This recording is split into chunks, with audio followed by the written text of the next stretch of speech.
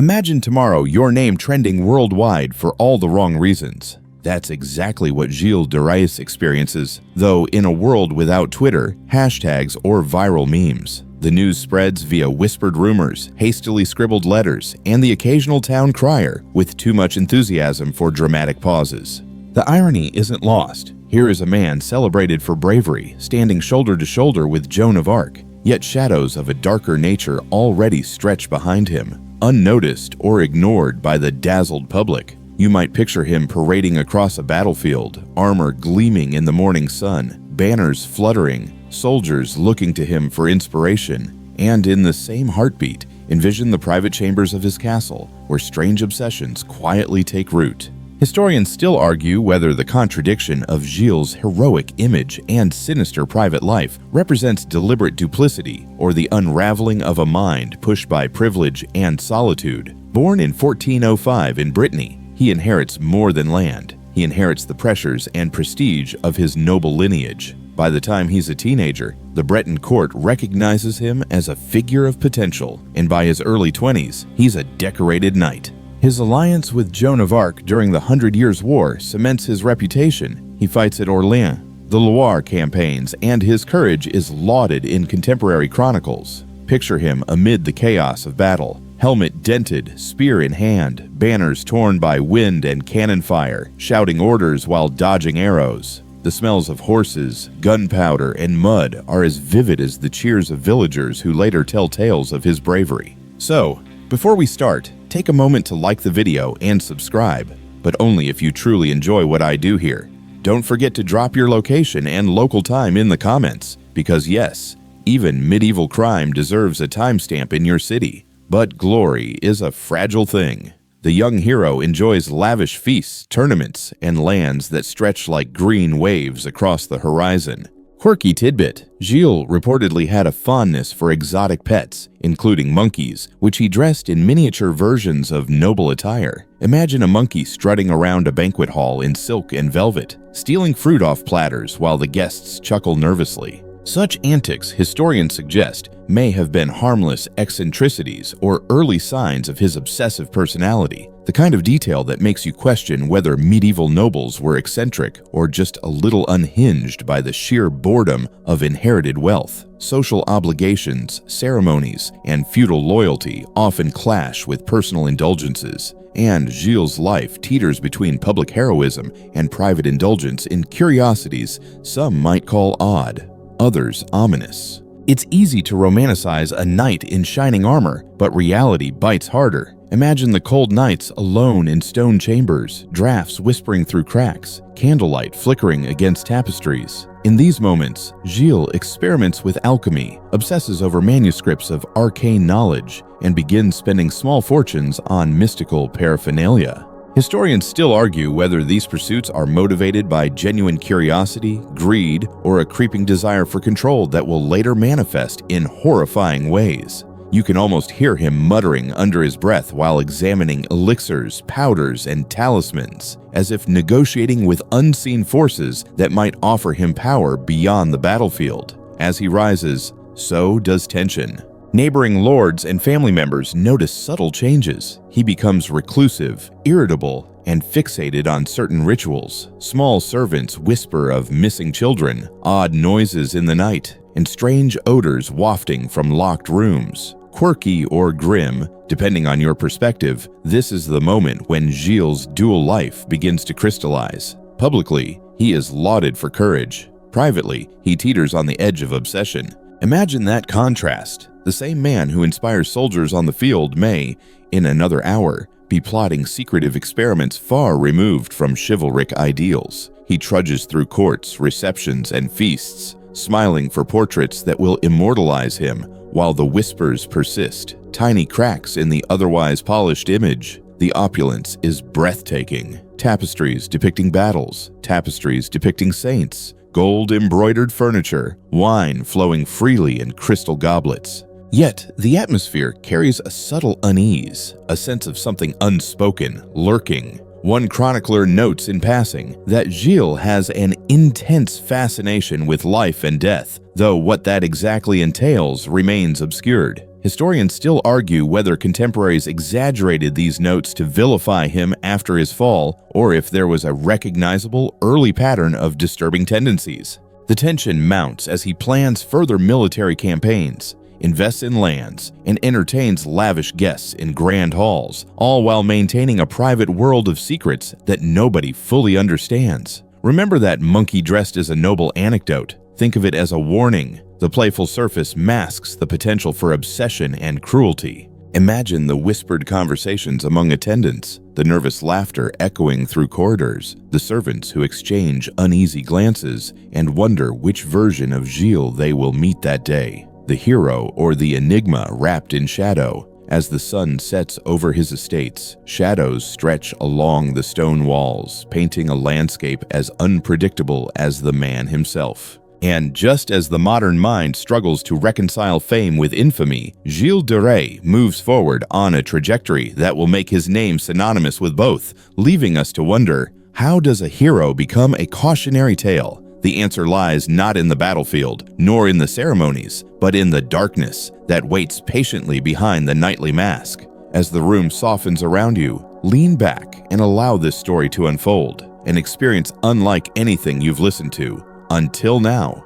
The candles flicker, the air is still, and somewhere beyond the horizon of reputation and war, the shadow of something far more unsettling begins to stir. The castle corridors echo with a quiet unease, a stark contrast to the raucous celebrations of earlier years. Gilles de Rais moves through his chambers with a confidence born of noble birth, yet there is a certain stiffness to his step, a meticulousness that borders on obsession. The whispers start small, almost polite, almost ignorable, missing livestock, servants' complaints of strange noises at night, and neighbors hinting at peculiar late-night experiments. Historians still argue whether these early reports were deliberate smears by rivals or genuine observations of troubling behavior. You can imagine the stone walls of his Breton fortress absorbing every secret, every strange candlelit ritual, every whispered negotiation with alchemical powders and curious symbols drawn across the floor. It's the kind of thing that makes you squint at history and wonder whether these noble halls hid eccentricity or something far darker. By now, Gilles' fascination with the occult deepens. He invests in alchemy, seeking the philosopher's stone, gold-making powders, and elixirs promising health or power. Some accounts suggest he even dabbles in summoning spirits, reading from grimoires and consulting mystics whose own motives are cloaked in shadows. Quirky tidbit: one chronicler remarks that Gilles once attempted to cast a spell that would allow him to converse with animals, possibly inspired by his fondness for those theatrical monkeys in miniature, noble attire. Imagine that, a man commanding armies in the morning, whispering to a cage of monkeys by evening, while the castle staff exchanges uneasy glances. It sounds almost absurd if it weren't for the darker implications of his growing obsession. The estates under Gilles' control become sites of unease. He grows increasingly protective, locking away certain wings, refusing access to even trusted servants. Some reports describe strange experiments with chemicals, the mixing of powders, and sounds that make neighbors cross themselves when walking nearby. Historians still argue whether these were merely eccentric scientific experiments, early psychological instability, or deliberate preparation for acts that would horrify generations. The truth blurs, wrapped in centuries of rumor, legend, and selective record-keeping. One particularly chilling anecdote involves his fascination with children, though accounts vary wildly in detail and reliability. Chroniclers hint at strange games and odd transactions, yet the sources often conflict. Modern scholars debate whether these were exaggerated to tarnish a nobleman's reputation or actual early warning signs of a horrifying pattern. Picture a small village boy being summoned under the guise of a lesson or gift, unaware of the ominous attention he has drawn. It's the kind of tension that makes your skin crawl, not because anything overtly violent has happened yet, but because something in the air feels fundamentally wrong. Gilles' obsession with secrecy only intensifies. He surrounds himself with a network of loyal attendants, alchemists, and enablers who do not question, who do not peer too closely into the shadows of his chambers. In one surreal incident, he hosts a lavish feast where the main entertainment is a performance by masked figures enacting strange allegories, cryptic morality plays, and bizarre rituals that leave some guests bewildered and others quietly disturbed. Quirky tidbit: Contemporary notes suggest that he would sometimes dress as a spectral knight for these performances, riding through candlelit halls and startling visitors who later swear they glimpse ghosts among the tapestries. Whether meant as playful theater or a reflection of his inner turmoil remains a matter of scholarly debate. Outside the castle, rumors accumulate like dust on neglected shelves. Peasants whisper of children vanishing, unusual lights at night, and noises that sound more like cries than wind. Courtiers in nearby regions exchange letters with veiled warnings, often couched in the polite forms of medieval etiquette. Historians still argue whether these reports were the result of actual observation or the inevitable exaggeration that comes when fear meets wealth and power. Yet the consistency of multiple independent accounts suggests something more than coincidence. The juxtaposition is striking. A knight celebrated in public for courage, loyalty, and valor, yet increasingly feared in private circles. Imagine a man who wins accolades from Joan of Arc and still finds himself haunted by his own curiosities, a labyrinth of dark hallways, locked doors, and cryptic texts. Each night, he descends into his private chambers, candlelight flickering over arcane diagrams, pondering ways to unlock the secrets of life, power, and influence. The grandeur of his public life, banquets, tournaments, military campaigns, clashes violently with the secrecy of his nocturnal pursuits. Even those closest to him feel the change. Servants describe a man whose temper alternates between charming command and brooding intensity. A visiting noble might enjoy wine, music, and conversation, only to leave with a vague sense of unease, haunted by the echo of footsteps that lead nowhere, or by glimpses of locked doors behind which unseen experiments unfold. Quirky or tragicomic, it's easy to imagine a footman accidentally stumbling into one of Gilles' arcane rooms, startled by a shelf of glittering powders, jars of unidentifiable substances, or notes filled with alchemical symbols that make no modern sense. By the mid-1430s, whispers turn to questions. What is he planning, and how far will his obsessions go? The boundaries between curiosity, eccentricity, and criminality blur, leaving everyone, neighbor, servant, chronicler, uneasy. Historians still argue whether these were rational fears based on tangible evidence or the kind of medieval gossip that inflates small oddities into looming threats. The duality of Gilles de Rais' life, the celebrated knight versus the secretive, obsessive recluse, sets the stage for what follows, a descent that will shake the world's perception of heroism and horror. As night deepens over Brittany, the flicker of candlelight catches in strange shapes along the walls, and the quiet hum of the castle hints at activities best left unspoken. Outside, the wind carries the faint cries of those who vanish unnoticed. And somewhere within, Gilles de Rais stands at the threshold of a choice, the path ahead twisting ever darker, the line between eccentricity and monstrosity blurring with each passing day. The shadows are waiting, patient and inevitable, and the whispers are about to become reality. The air in the castle grows heavier, thick with the scent of candle wax, damp stone, and something less definable, a metallic tang that makes the servants wrinkle their noses. Gilles de Rais strides through the halls with a purpose, consulting notes, counting powders, and occasionally gesturing at diagrams scrawled in the dim glow of torchlight. Historians still argue whether these diagrams were genuine alchemical experiments or the outward manifestation of a mind spiraling into obsession. You could almost imagine him narrating his own experiments like a YouTube ASMR video, whispering over bubbling flasks, while a cat or two tries to intervene, knocking over bottles that explode in harmless but startling fizz. By now, he has begun assembling a small cadre of assistants who share his enthusiasm, or at least his fearsome reputation ensures obedience. Some are young, ambitious, and easily impressed by a knight who once marched beside Joan of Arc.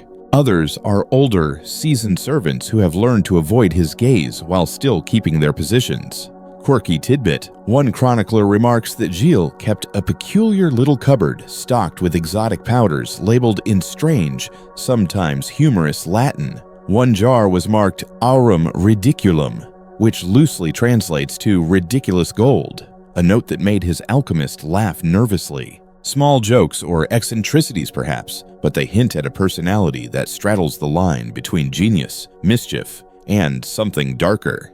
As his experiments grow bolder, so too do the rumors beyond the castle walls. Villagers whisper that children have been seen near the estate, then vanish, never to return. Courtiers speak in hushed tones, exchanging letters laden with innuendo and caution, all the while celebrating his martial successes publicly. Historians still argue whether these whispers are credible, an exaggeration fueled by fear, or a mix of both. The tension between Gilles' public honor and private obsession creates a gnawing unease that cannot easily be ignored. In the secrecy of night, Gilles tests methods both chemical and psychological, searching for power in ways that seem almost fantastical to modern observers. He experiments with concoctions that might heal, enrich, or extend life. Some of these powders are utterly benign. Others are unknown, their effects unrecorded, their purpose hinted at only in half-legible notes. Picture a man hunched over flasks, muttering to himself, scribbling symbols while a lone candle flickers and casts dancing shadows over the walls, shadows that seem almost alive. There are odd, almost theatrical aspects to these activities. At times, Gilles stages miniature plays with small figurines or puppets, using them to simulate battles or demonstrate philosophical concepts. Quirky tidbit: one source describes a puppet scene reenacting the 100 Years' War in miniature, complete with tiny banners and strategically placed cork catapults. It's as if he is practicing both strategy and morality on a scale that feels like a hobby, yet his intensity makes it impossible to dismiss entirely as childlike. Some nights, the castle resonates with strange sounds, whispers, footsteps, doors opening and closing on their own, flasks clinking. Servants grow anxious, finding themselves hesitating at corners or nervously peering down hallways. Historians still argue whether these phenomena were natural, overactive imaginations or the effect of Gilles' meticulous, secretive rituals. The reports, however, are consistent enough to paint a picture of a man who has crossed the threshold between eccentricity and obsessive compulsion. Gilles' fascination with mortality and the occult reaches an apex. He reads constantly, poring over religious texts, mystical treatises, and any manuscript that promises hidden knowledge. Some accounts suggest he even entertains ideas about resurrection, life extension, or contacting forces beyond the natural world. Picture a night illuminated by flickering torches, a musty library, piles of manuscripts, and Gilles hunched over in almost conspiratorial secrecy, the air thick with the scent of parchment and candle smoke. It's the sort of scene where you can imagine someone whispering. Historians still argue whether he truly believed in these things or simply sought the thrill of forbidden knowledge. His actions begin to leave tangible consequences. Animals behave strangely on the estate, dogs whimpering, horses skittish, birds absent from the normally lively gardens. Some chroniclers hint that Gilles' experiments extend to living creatures, while others argue that the stories are exaggerated, perhaps to make sense of tragic coincidences. Quirky tidbit: a servant allegedly claimed to see a small animal apparently watching Gilles with unnerving intelligence, a story that made the rounds among the staff, half chuckled at but never dismissed entirely. As the years progress, the line between public service and private obsession continues to blur. While he attends councils, military campaigns, and ceremonial duties with confidence and charm, his private chambers teem with the arcane, the bizarre, and the morally questionable. Historians still argue whether the evidence justifies a complete moral indictment at this stage, or if Gilles is merely an eccentric noble whose curiosity has veered dangerously off course. The contrast is striking. The same man who once rode valiantly with Joan of Arc now paces corridors whispering to flasks and figurines, contemplating questions that perhaps should remain unasked. It is during these years that the stories of his darker inclinations begin to solidify in the popular imagination. Witnesses, some reliable, some not, describe a pattern of secretive behavior, invitations extended to the local youth under the guise of lessons or games, unexplained vanishings, and the peculiar gatherings in hidden wings of the estate. Quirky tidbit: some accounts mention that Gilles kept a miniature wooden gallows as a teaching tool for moral lessons, which historians still debate as either an eccentricity or a sinister foreshadowing. The combination of secrecy, obsession, and a nobleman's unchecked power lays the groundwork for what will soon escalate beyond rumors into undeniable horror. By the mid-1430s, Gilles de Rais has become a man of contradictions, heroic, celebrated, and feared in equal measure. Every act of charity is mirrored by secrecy, every public triumph shadowed by private fixation. Historians still argue whether his actions are the product of inherited tendencies, mental instability, or simply the perverse potential of absolute power. The uncertainty adds to the fascination, a puzzle historians and casual observers alike struggle to piece together. Even now, centuries later, one cannot ignore the sense of dread that seems to linger around his name.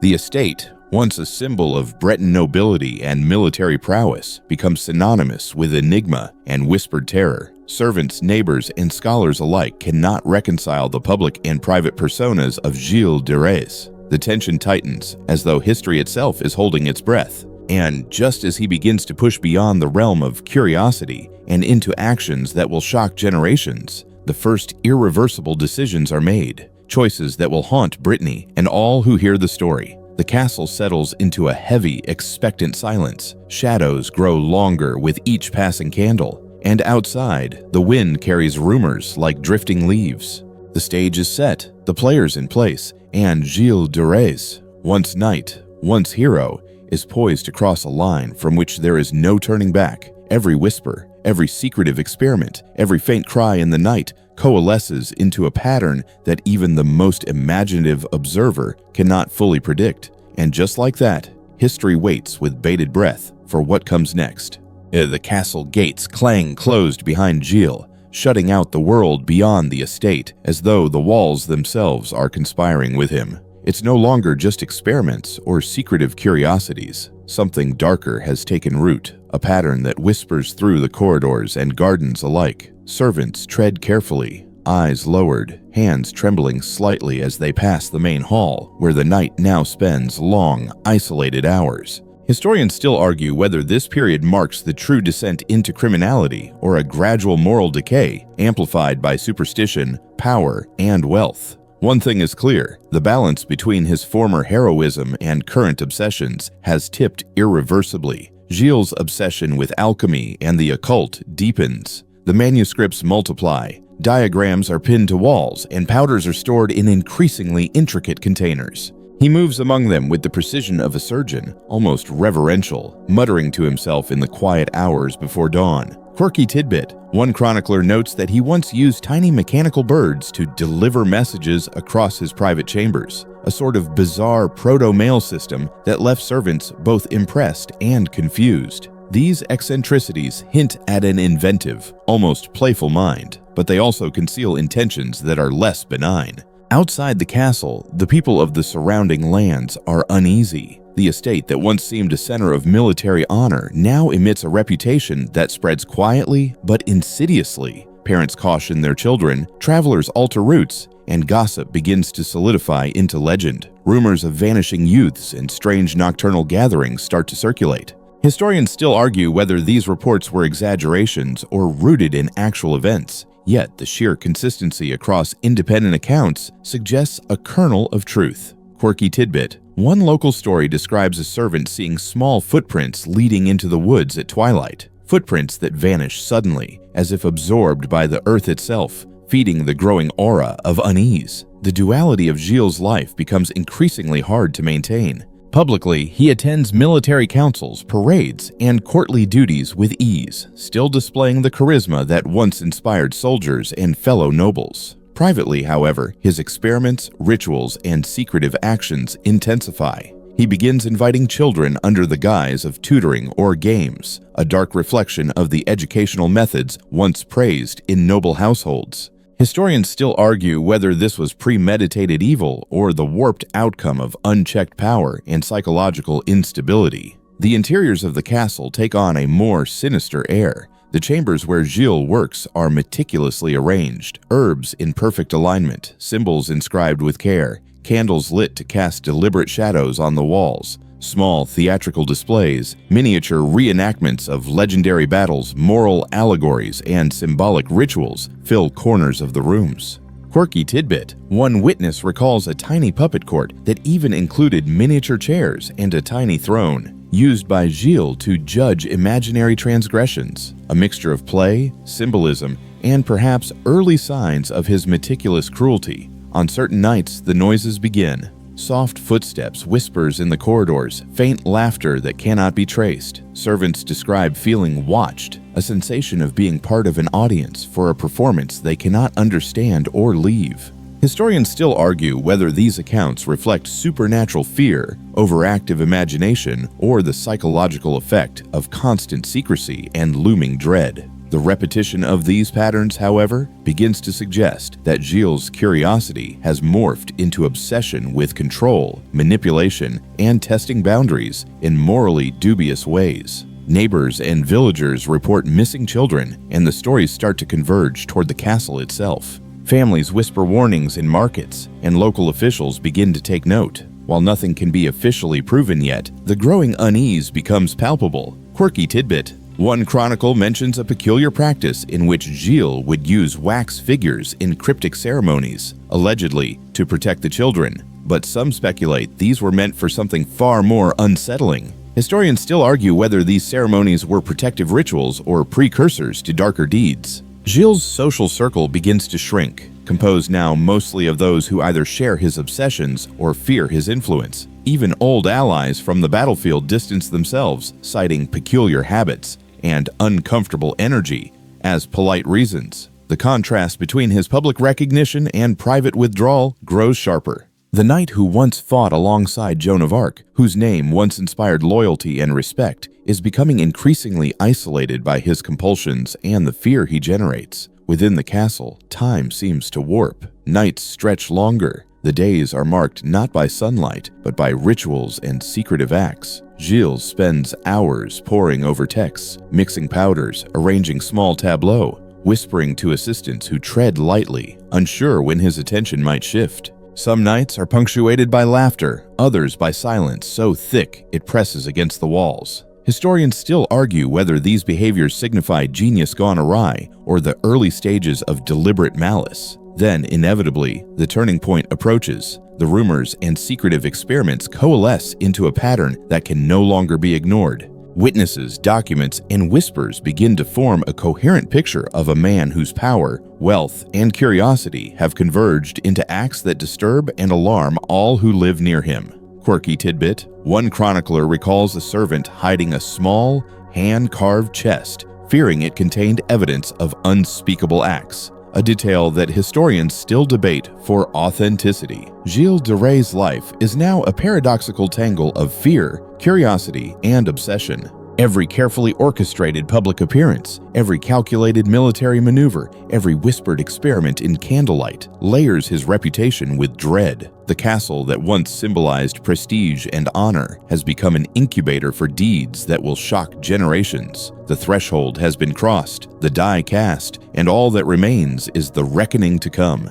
And as whispers turn to rumors, and rumors solidify into accounts that cannot be ignored, one can almost hear the subtle echo of history itself, holding its breath for the consequences of a nobleman's darkest fascinations. Gilles de Rais, the knight hero turned enigmatic recluse, is poised at the precipice of infamy, the moment when fascination becomes horror. The courtroom is silent except for the soft shuffle of robes and the occasional creak of wooden benches. Gilles de Rais, once lauded as a hero of France and a companion of Joan of Arc, now stands shackled before the judges, his once commanding presence diminished under the weight of accusation. The transition from celebrated knight to accused criminal is jarring, yet inevitable, as the evidence amassed against him has become impossible to dismiss. Historians still argue whether the trial itself was entirely fair or whether political motivations and societal hysteria accelerated his downfall, but the records depict a man enmeshed in a web of testimonies, documents, and witnesses that leave little room for ambiguity. The charges are laid out meticulously. Countless testimonies speak of missing children, mysterious rituals, and experiments of horrifying scope. Some accounts are detailed, recounting events in chilling precision. Others are fragmentary, whispered fears repeated in courtrooms across Brittany and Poitou.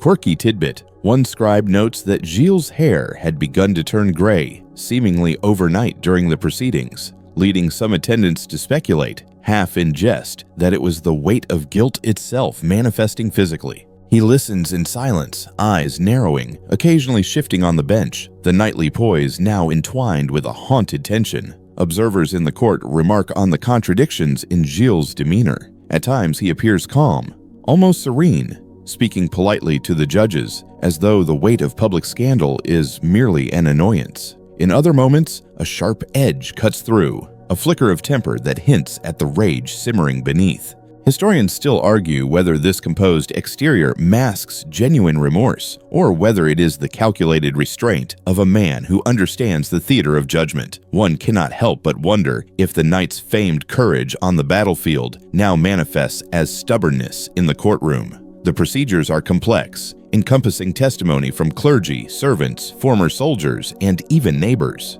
Witnesses describe rituals that once seemed like eccentric hobbies, now revealed to carry ominous implications. Strange symbols, bizarre mechanical devices, and the previously amusing puppet displays are recast in this grim light, a methodical and deliberate series of acts that unnerves even the most seasoned chroniclers. Quirky tidbit: an assistant recalls hiding small chests and notes during the proceedings, fearing that their contents might implicate others in ways not yet fully revealed, a detail that scholars debate for both accuracy and interpretation. Outside the courthouse, the townspeople gather, murmuring in anticipation. The air is thick with curiosity, fear, and judgment. Some come to witness justice, others to gawk at the fallen knight whose exploits once inspired pride. The tension is palpable, bridging the gap between medieval law and communal morality. Historians still argue whether the public's fascination with Gilles' case fueled exaggeration, but the sheer volume of consistent accounts indicates a significant and undeniable scandal. Gilles' interactions with the judges are measured, occasionally punctuated by retorts that suggest both intelligence and defiance.